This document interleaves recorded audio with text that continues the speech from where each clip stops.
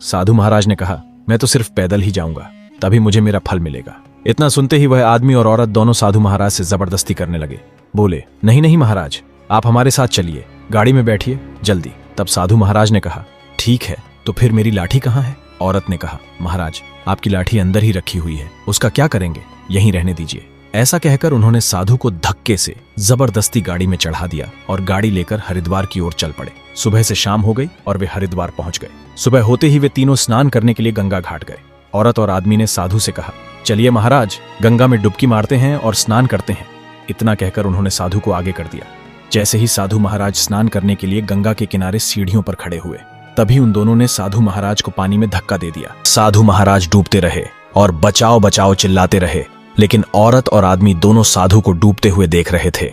दोनों में से किसी ने भी साधु को बचाने का प्रयास नहीं किया और अंत में साधु महाराज की गंगा के पानी में ही मृत्यु हो गई। इसके बाद आदमी और औरत अपनी गाड़ी में बैठकर वापस घर की ओर चल पड़े और उसी समय साधु महाराज की आत्मा उनके शरीर से बाहर निकलकर एक भंवरे का रूप ले लिया और वह भंवरा उनकी गाड़ी के पीछे पीछे चल पड़ा। शाम से सुबह हो गई, तब जाकर आदमी और औरत अपने घर पहुंचे। एक दिन बीतते ही वह भंवरा उस औरत के पेट में घुस गया, जिससे वह गर्भवती हो गई। यह देखकर उस आदमी की खुशी का ठिकाना नहीं रहा।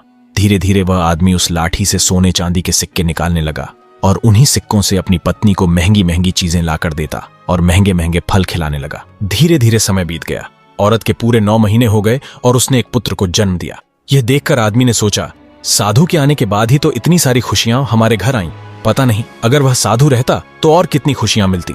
फिर आदमी और औरत ने मिलकर उस सोने चांदी से अलग अलग तरह के आभूषण बनवाए और उन्हें बाजार में बेचने लगे। इससे उन्हें बहुत सारा धन मिलने लगा और धीरे धीरे वे अमीर बन गए। समय बीतने के साथ साथ उनका पुत्र भी बड़ा हो गया, लेकिन वह गंभीर बीमारी का शिकार हो गया।